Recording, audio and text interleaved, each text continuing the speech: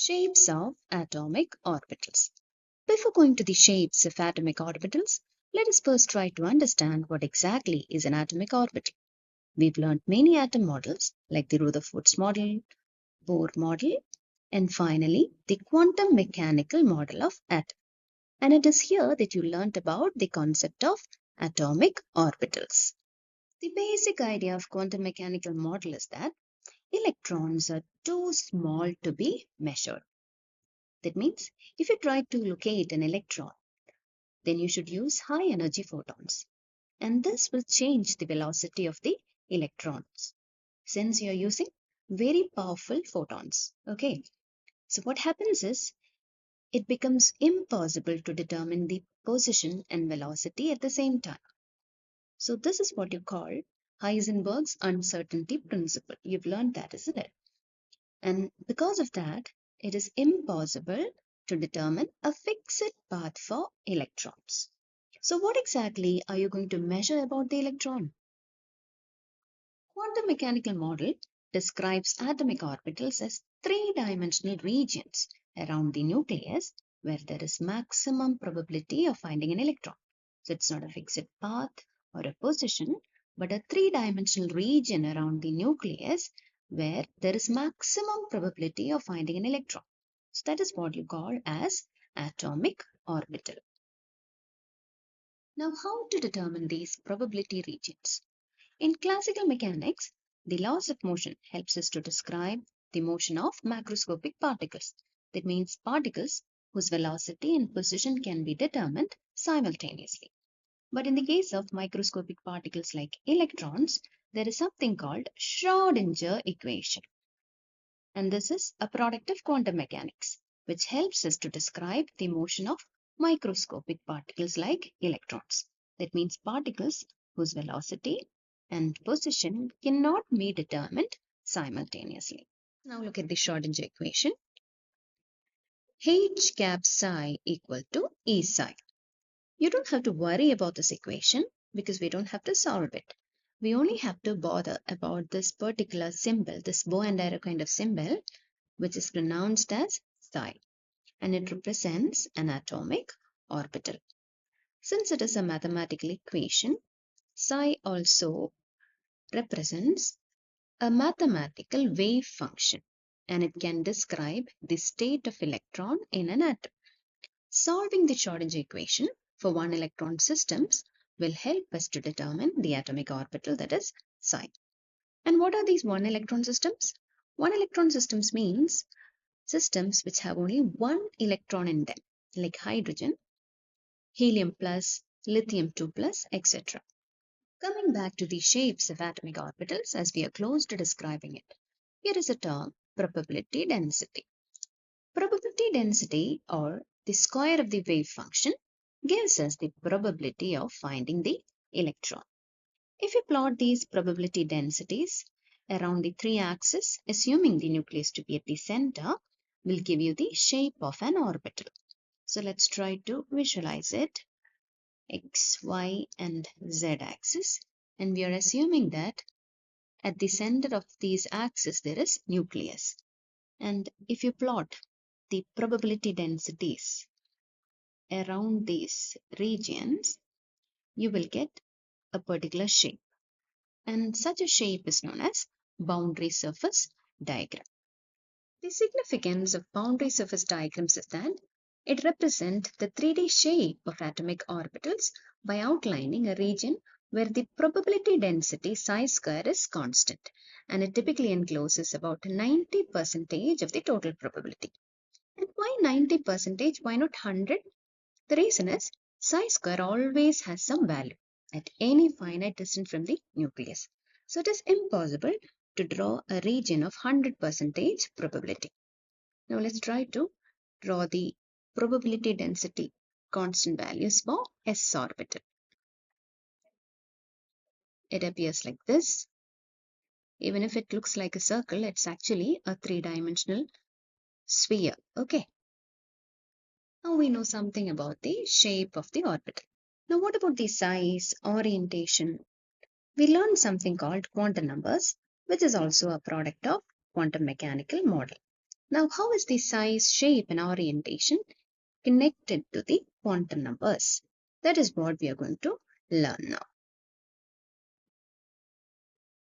The quantum number which gives us the size or energy level to which a particular atomic orbital belongs to is the principal quantum number. It is represented by the letter n and can have values 1, 2, 3, etc.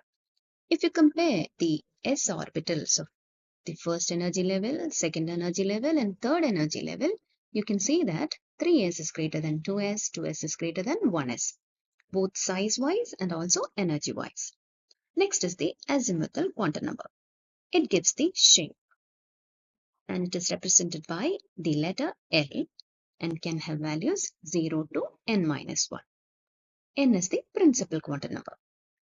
When n is equal to 1, the L value is only 0. If n value is 2, L values can be 0 and 1. If n value is 3, then the L values are 0, 1, 2. Now each of these values 0, 1, 2, 3, etc. are also denoted using letters S, P, D, F, etc.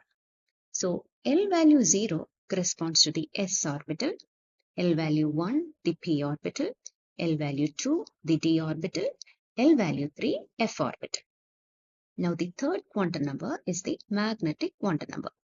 It gives us the orientation of each of these orbitals like the s, p and d. Now it is represented using the ml notation. ml can have values minus L to plus L. So for each L value, there will be ml values. The L value 0 can have ml value 0. Actually, the ml value 0 does not have any significance. 0 does not have any significance. It only means that the possible orientation of the orbital with L value 0 is only 1. It has only one orientation. Okay. So if the L value is 1, then the ml value is minus 1, 0 and 1. That means 3 possible orientations are there. And for L value 2, the ml values are minus 2, minus 1, 0, 1 and 2. That means 5 orientations. Now when we learn more about the s orbital, p orbital and d orbital, we will understand more about these orientations. Now let's take the s orbital. On solving the Schrodinger equation, we get psi as spherically symmetrical. So that means the boundary surface diagram will give you a spherical shape. We'll see how to draw the 1s orbital and 2s orbital. The 1s orbital has n value 1, L value 0 and ml value 0. So if you draw it, you can draw it like this, like a circle. On a two-dimensional paper, you can only draw it as a circle, but it's actually a sphere. Okay, so this is the 1s orbital and 2s, n value 2, L value 0, ml 0. If we draw it,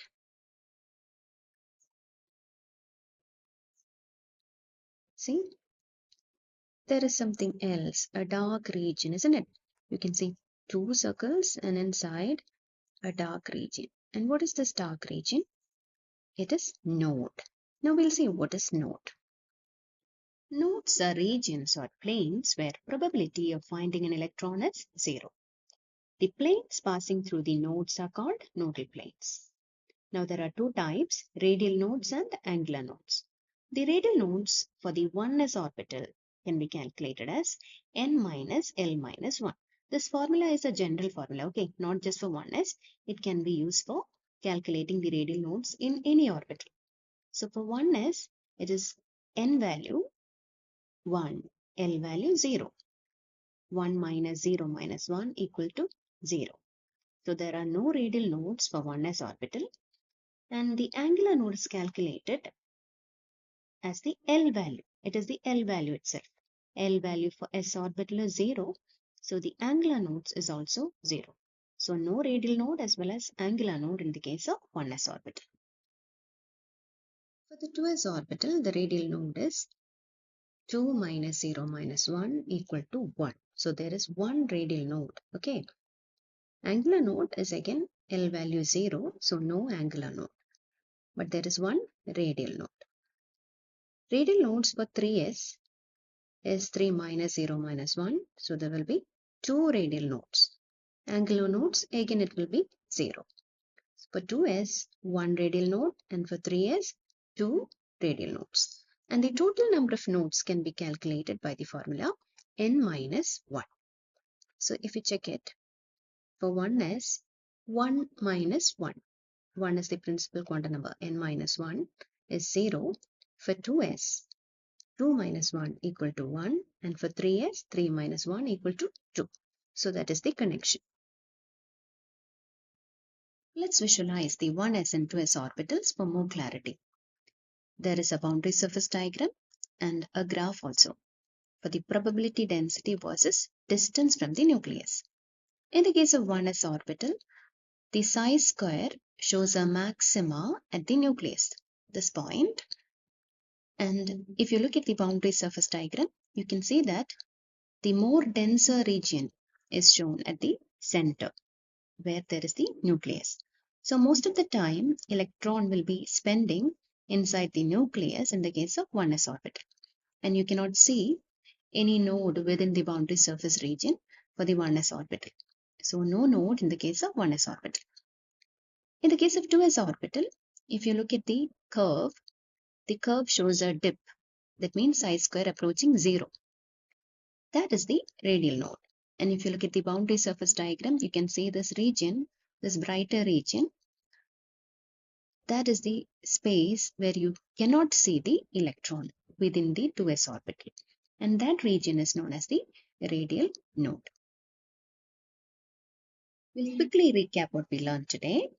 Atomic orbitals are three-dimensional regions around the nucleus where the probability of finding an electron is maximum. We also learned how to plot probability densities around the three axes to get the shape of an orbital. And we also learned about the connection between size, shape, orientations of the various orbitals and quantum numbers. We learned about nodes. Nodes are regions or planes where the probability of finding an electron is 0. We specifically learned about the s orbital, right? It is spherical in shape. We'll be learning about p orbitals and d orbitals in part 2 of this class. Thank you.